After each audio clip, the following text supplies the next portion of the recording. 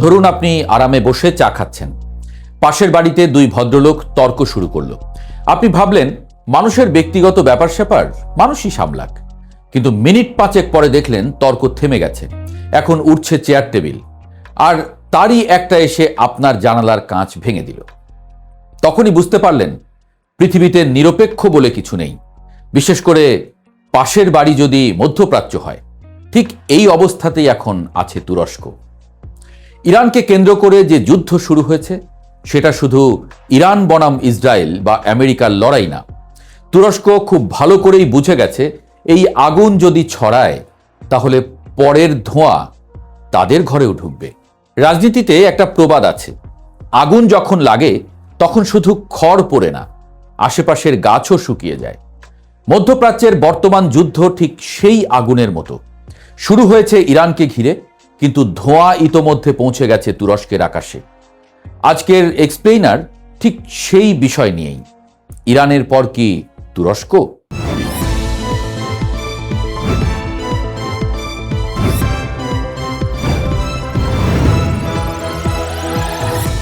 তুরস্ক এখন অদ্ভুত এক উত্তেজনার মধ্যে আছে, কারণ তারা কয়েকটা জিনিস একসঙ্গে দেখছে। প্রথমত, ইরানের বিরুদ্ধে সামরিক অভিযান শুধু সীমিত হামলা হিসেবে থাকছে না, ধীরে ধীরে এটা বড় আঞ্চলিক সংঘাতে রূপ নিচ্ছে। আর সবচেয়ে ভয়ঙ্কর ঘটনা, সম্প্রতি একটি ইরানি ব্যালিস্টিক ক্ষেপণাস্ত্র তুরস্কের আকাশসীমায় ঢুকে পড়ে। ন্যাটোর প্রতিরক্ষা ব্যবস্থা সেটাকে প্রতিহত করে, মানে যুদ্ধ এখন আর মানচিত্রে নেই, বাস্তবে তুরস্কের দরজায় ঠক ঠক করে কড়া নাড়ছে। 500 কিলোমিটারের বেশি সীমান্ত ইরানের সঙ্গে। পাশের বাড়িতে আগুন লাগলে নিজের ছাদে পানি ঢালতেই হয়। তুরস্কের প্রেসিডেন্ট রিসেপ তাইয়েপ এরদোয়ান বারবার একটা কথা বলছেন, এই যুদ্ধ শুধু হামলা পাল্টা হামলা না, এটা পুরো অঞ্চলের শক্তির ভারসাম্য বদলে দিতে পারে। তুরস্কের চিন্তা হলো, যদি ইরানের সরকার দুর্বল হয়ে যায় বা ভেঙে পড়ে তাহলে কি হবে? ইরাক, সিরিয়া, ককেশাস সব জায়গায় নতুন প্রক্সি যুদ্ধ শুরু হবে। মধ্যপ্রাচ্যের ইতিহাস বলছে, বাইরে থেকে সরকার বদলাতে গেলে শান্তি আসে না, বরং নতুন সমস্যা জন্ম নেয়।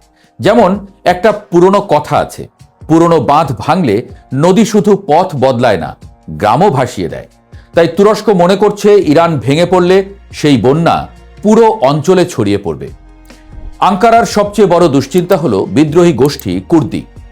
এখানেই আসে সবচেয়ে সংবেদনশীল বিষয়। খবর এসেছে ওয়াশিংটন ইরানের বিরোধী গোষ্ঠীগুলোর সঙ্গে যোগাযোগের সম্ভাবনা নিয়ে আলোচনা করছে। এর মধ্যে কুর্দি গোষ্ঠীর কথাও আছে। এটা শুনেই তুরস্কের মাথায় পুরনো স্মৃতি ফিরে আসে। সিরিয়ায় যখন যুক্তরাষ্ট্র কুর্দি ঘনিষ্ঠ গোষ্ঠীর সঙ্গে কাজ করেছিল, তখন ন্যাটোর দুই মিত্র আমেরিকা আর তুরস্ক প্রায় মুখোমুখি অবস্থানে চলে গিয়েছিল। তুরস্কের কাছে কুর্দিস্তান ওয়ার্কার্স পার্টি শুধু রাজনৈতিক দল না, তুরস্কের জন্য নিরাপত্তা হুমকি। তাই তারা ভয় পাচ্ছে ইরানকে দুর্বল করতে গিয়ে যদি আবার কুর্দি শক্তি বাড়ানো হয়, তাহলে সেটা সরাসরি তুরস্কের ভেতরের স্থিতিশীলতাকে আঘাত করবে, মানে অন্যের যুদ্ধ নিজের ঘরের সমস্যা হয়ে যাবে। তাই এই যুদ্ধ থামানোর প্রচেষ্টা নিয়েছে প্রথমে তুরস্কই। তুরস্ক প্রকাশ্যে ইরানের উপরে হামলার নিন্দা করেছে, শুধু কূটনৈতিক ভাষায় না, বরং কঠোরভাবে। এরদোয়ান সরাসরি বলেছেন এটি আন্তর্জাতিক আইনের লঙ্ঘন। কিন্তু এখানে একটা গুরুত্বপূর্ণ বিষয় আছে, তুরস্ক ইরানকে ভালোবাসে বলে এই অবস্থান নিয়েছে এমনটা না, বরং তারা হিসাব করে দেখেছে ইরান দুর্বল হলে এই অঞ্চলে শক্তির ভারসাম্য ভেঙে যাবে, আর তখন নতুন শক্তির লড়াই শুরু হবে। তুরস্ক মনে করছে ভঙ্গুর ভারসাম্য থাকাই ভালো সম্পূর্ণ ধ্বংসের চেয়ে। আরেকটি বিষয়, যুদ্ধ মানেই পকেটে আগুন, আবার কারো পকেট ভারী। তবে এই যুদ্ধে ক্ষতির তালিকায় আছে তুরস্ক। তুরস্ক বছরে প্রায় 50 বিলিয়ন ঘনমিটার গ্যাস আমদানি করে।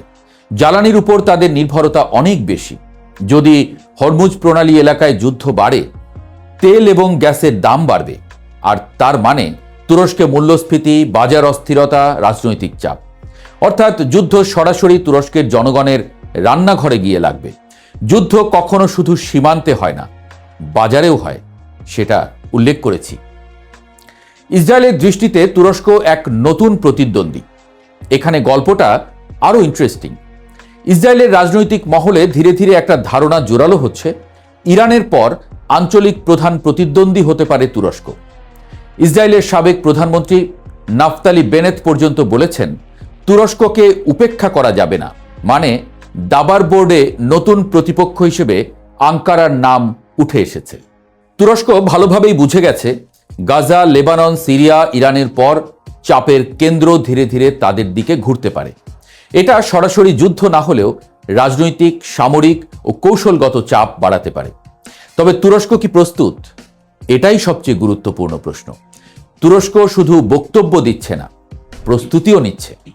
তারা সীমান্ত নজরদারি জোরদার করেছে, ন্যাটোর প্রতিরক্ষা সমন্বয় সক্রিয় অবস্থানে, পাশাপাশি কূটনৈতিক যোগাযোগ বাড়াতে সচেষ্ট। তুরস্ক বুঝে গেছে যুদ্ধ চাই না বললেই যুদ্ধ থেকে দূরে থাকা যায় না। তাই তারা একই সঙ্গে দুটি কাজই করছে, একদিকে মধ্যস্থতা, অন্যদিকে প্রতিরক্ষা প্রস্তুতি। তাহলে কি সত্যিই তুরস্কে হামলা হতে পারে? বিশেষজ্ঞরা বলছেন এখনই সরাসরি হামলার সম্ভাবনা কম, কিন্তু চাপ বাড়ার সম্ভাবনা খুব বাস্তব। কারণগুলোও স্পষ্ট। আঞ্চলিক শক্তির ভারসাম্য বদলাচ্ছে। এদিকে যুক্তরাষ্ট্র তুরস্ক সম্পর্ক পরীক্ষার মুখে, কুর্দি প্রশ্ন আবার সামনে। এদিকে ইসরায়েল তুরস্ককে কৌশলগত প্রতিদ্বন্দ্বী হিসেবে দেখতে শুরু করেছে, অর্থাৎ যুদ্ধ সরাসরি না এলেও সংঘাতের ছায়া কাছে আসছে। শেষ কথা, আসল খেলা কোথায়? এই পুরো ঘটনাটা বুঝতে একটা সহজ উদাহরণ দেই। ধরুন দাবা খেলায় প্রথমে ছোট গুটি মারা হয়, তারপর বড় গুটিগুলো সামনে আসে। মধ্যপ্রাচ্যের বর্তমান পরিস্থিতিতে ইরান শুধু একটি অধ্যায়, ছোট গুটি, কিন্তু অনেক আগেই চাল শেষ। তাই তুরস্ক ভাবছে পরের চাল কোথায় পড়বে। তাই তারা এখন যুদ্ধ থামাতে চাইছে, কারণ তারা জানে যে আগুন অন্যের ঘরে জ্বলে, সময় পেলে নিজের উঠোনেও পৌঁছে যায়। মধ্যপ্রাচ্যের রাজনীতি এখন ঠিক সেই আগুনের মতো, আর তুরস্ক দাঁড়িয়ে আছে আগুন আর নিজের বাড়ির মাঝখানে।